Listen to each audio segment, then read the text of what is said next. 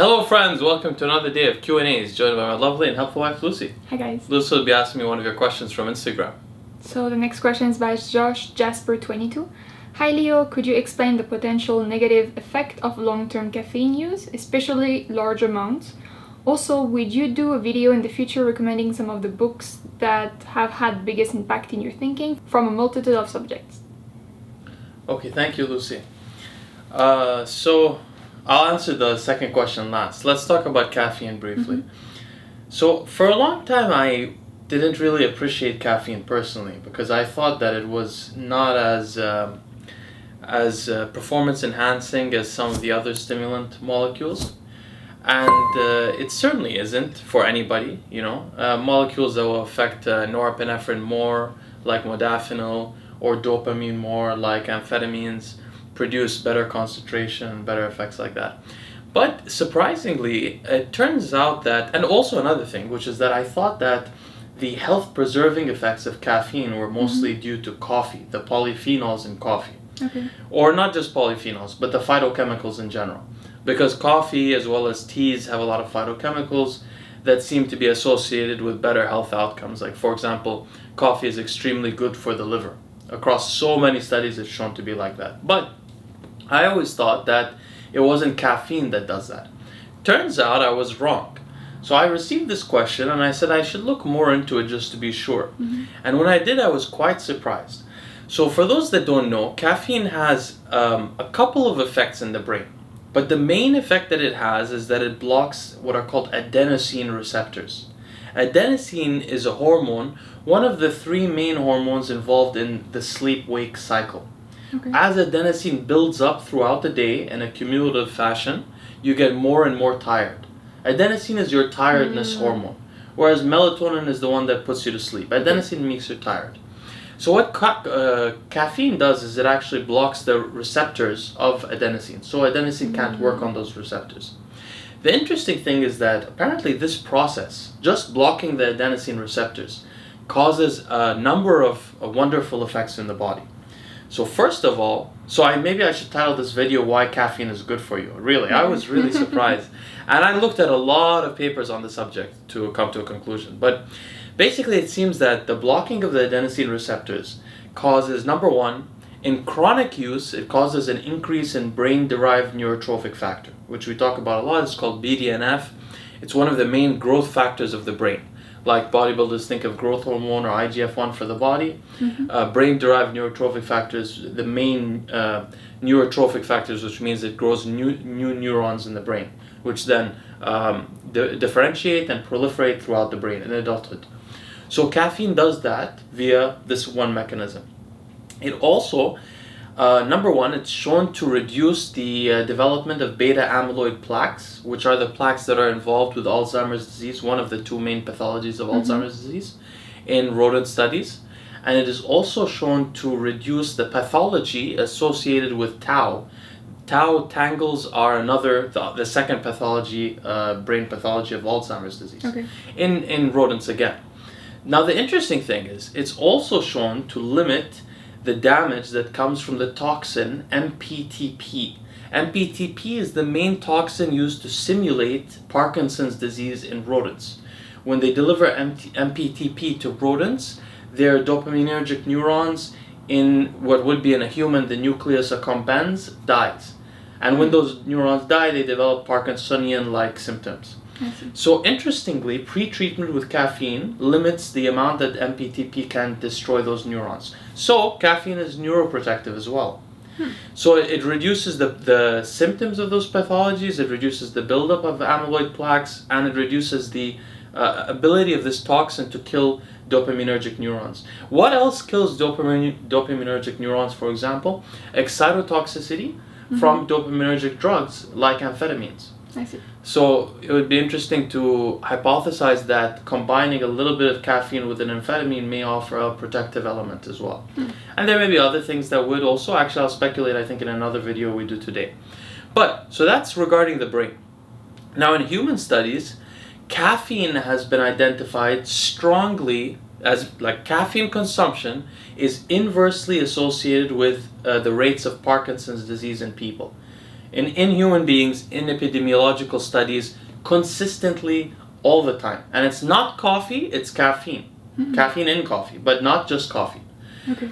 On the other hand, with Alzheimer's disease, this relationship has also been shown, but not consistently, not across all studies. So that's a couple of things. The other things is that, let's talk about cancer. So caffeine also, via this blocking of the adenosine receptor, creates a bad environment for cancer tumors. Number one, it increases the apoptosis in cancer tumors, meaning cells die, and tumor cells die. It also prevents DNA replication in those tumor cells, and it prevents angiogenesis, which means the development of new vascular structure. So cancer cells, they need to develop, well, not all of them. Some grow in oxygen depleted environments, but some of them need like vascular structure, new veins and blood vessels, and caffeine seems to prevent that in them. Is it correlated to the amount taken? I don't know. These studies don't associate the amounts, the one I'm talking about here. None of the ones that I'm talking about so far. But I'll talk about amounts in a little bit in terms of the danger that comes with it. But so this is in regard to cancer. So it's been shown that caffeine, not just coffee, protects against melanomas and protects against prostate cancer cells, cancer development in the context of also using statins. So statins are a cardiovascular medication for the prevention of plaque buildup in the arteries, or prevention of heart attacks in general. So there's one study that postulated, since caffeine has a negative effect on cancer tumor growth, combining it with a statin for various reasons. Anyway, I'll link this study.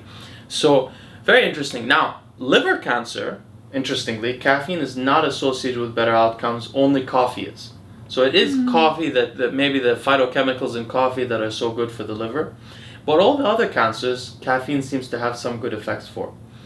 Now, the other thing I should mention also is that caffeine is associated in a long-term, I think it was a 12-year study, caffeine consumption is inversely associated with weight gain among people. Now, this makes sense though, because it speeds up the metabolism in some way, but it's also consistently inversely associated with type 2 diabetes also. So the final thing that we can talk about is cardiovascular disease. Now, unfortunately, so let's talk about the dosing, since you asked about that. One thing we know from human studies is that below 700 milligrams of caffeine a day does not seem to be associated with bad outcomes. From rodent studies... How many cups is it, approximately? I think it's around 6-7 cups of coffee, something like that. Oh, wow. Wait, though, I have more to say. From rodent studies, because rodents, you can give them enough to kill them, and then check. So from rodent studies, 250 milligrams or so is the dose at which no adverse effects are seen. Per dosing. Not for the whole day. Per dosing. 250, which is like 2 to 3 cups. Per every time they take it. Oh, wow. Okay. But estimating in a human size. So that's the minimum, I forgot what they call it, but the dose with no adverse effects. The dose where the adverse effects begin to come out is around 7 to 8 cups, which is around this 700 something, but in one dose. In one concept. Yeah, exactly. So the interesting thing is that with cardiovascular disease, caffeine is not associated. So what's been shown is that although blood pressure rises from caffeine in people, they adapt to it, and the blood pressure, if they consume it on a chronic basis, they adapt and they no longer experience higher blood pressure. But it's shown that for cardiovascular disease, only coffee is associated with better outcomes, not caffeine. So it's similar to the liver cancer thing. And the best outcomes in the largest study, which is from like 2014, I think, shows that 2 to 3 cups a day is preventative for cardiovascular disease. And that study did not show a level that is harmful. But there's another later study that analyzed, it's a meta-analysis, I think, again, that showed that a higher consumption of coffee, which is 6 to 7 cups a day, was positively associated with cardiovascular disease. So it means that it encouraged cardiovascular disease, irrespective of genetic polymorphisms, any genetic polymorphisms. Which indicates, the reason why this is interesting is that if you go on 23andMe, 23andMe won't tell you much about your genes, but they'll tell you if you're a fast metabolizer or a slow metabolizer of coffee. They tell you that because of what's called the CYP enzymes, which metabolize a lot of things in the body. Different ones metabolize different things. So caffeine is metabolized by one of them. It was thought by many people that if you're a slow metabolizer, you may encounter these dangerous health effects. Well, this study is telling you if you're a fast or slow metabolizer, it doesn't matter. If you consume a high amount of coffee, of caffeine, of coffee a day, then you will have be more likely to have cardiovascular health outcomes. But either way, a medium amount seems protective.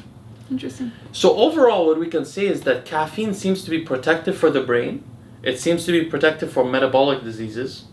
It seems to be protective for cancers, generally. Coffee specifically seems to be protective for liver disease and cardiovascular disease, specifically when consumed at a moderate or medium amount. His final question about books. Actually, I have questions about the coffee. Oh yeah, tell me. Yeah. What are the effects on the gastrointestinal system? And are coffee all equal? And does it have like bad effect when you mix coffee with milk? I heard that my whole life. If you drink coffee with milk, it destroys your stomach. Intestines. To be honest with you, I have never looked into the effects of coffee on the gastrointestinal system. However, one thing that I do know is that coffee is a stimulant. Anything that is a stimulant will encourage the processing in the gastrointestinal system. So that's why when people use coffee, they often go to the bathroom. But your second question was, are all coffees created equal? Yeah. Certainly not, because I don't have evidence about this, but certainly different coffees have different amount of phytochemicals and different natures of phytochemicals, just like with teas. So that someone could optimize their coffee consumption for the phytochemicals included in it. But again, I haven't researched this. And the third question about milk. So I don't know, but I have to say something. When you include anything with a fat in it, you reduce the absorption speed. I see. And yeah, that's the only thing I can say. You reduce the absorption speed a little bit. Personally, I find that including milk with which I don't do, but if I just don't like it. Wow, you include coconut milk sometimes, but not often. Well, that's a high saturated fat. Yeah. Anyway, I know it's trendy. It tastes nice, I'm sure, but don't you get less of a stimulatory effect when you do that? Yeah, that's why I drink 1 cup of black coffee. Like I prefer black coffee, but then once it's like eating dessert for me. Yeah, that's what that is. Coffee. Yeah. But if I ever try to put regular milk with my coffee, which I try once or twice in France, I get stomachache, very bad. Interesting. And I was told, since I was a child, we should look into that. That they had actually very bad effect for your stomach to add milk within your coffee. That sounds like an old wives' tale, but it's very interesting to look at. Yeah. So to answer his final question about the books, so I get asked this question a lot actually, guys. Just for you guys to realize, I mean, it's really hard to it would be like trying to recommend your favorite movies on different topics. Like, for people who watch a lot of movies. Maybe you've watched thousands and thousands of movies in your lifetime. If someone was to ask you to make a list, you would forget some. I mean, so for example, I have had in my lifetime 4 different libraries, 2 of which still exist, 2 of which have disappeared for various reasons. So 4 completely different libraries. And so I don't have 2 of my libraries which will exist. One is behind me and one is in a different country. The one in a different country, I don't know which books are in it. And the ones in other places have disappeared. So I actually don't know all of the books that I've read. Now I can of course think of many books that are useful to read, but I'm going to miss a lot of books along the way. So it's difficult to make a recommendation, really. Now if it's narrowed down by topic, I can probably remember the books. But the reason why I usually don't respond to these is because I don't want to not do justice to the... Because I've been reading obviously I've been reading since I was a child, but I've been reading really intensely since, must have been almost 15 years. So it's a lot of books along the way, and a lot of them have influenced my thinking. I can certainly think of some of the books I enjoyed reading the most. But the books that influenced me the most, I think it changes based on your age or what part you are in your life. Books influence you in different ways. You can read the same books when you're 20 and read it again when you're 30. It won't influence you the same way. I believe so. That may be true, but I'm talking about I'm talking about since I was 18 or 17 or so, and so I'm not sure that that's the case. It's just that I've read too many to remember all of them, or not to be able to recognize. I mean, at least 50 or 60 books have really influenced my thinking. So it's difficult to So anyway, that's my answer there. So the point is, caffeine is surprisingly health protective. And also, it seems that the blood pressure adjusts when you use it a lot. I imagine that if someone is consuming caffeine with a beta blocker, they probably don't encounter any of these cardiovascular health outcomes. But I'm not advising anyone to do that. But personally, I don't consume caffeine without a beta blocker. And I don't see any reason, any way that the caffeine could then cause harm to the cardiovascular system. Because the harm is coming through this vasoconstriction and the increased heart rate.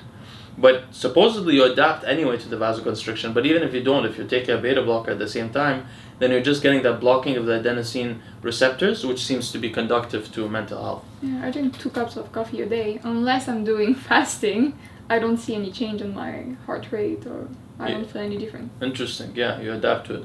All right, guys. Thank you so much for your question. We'll see you next time.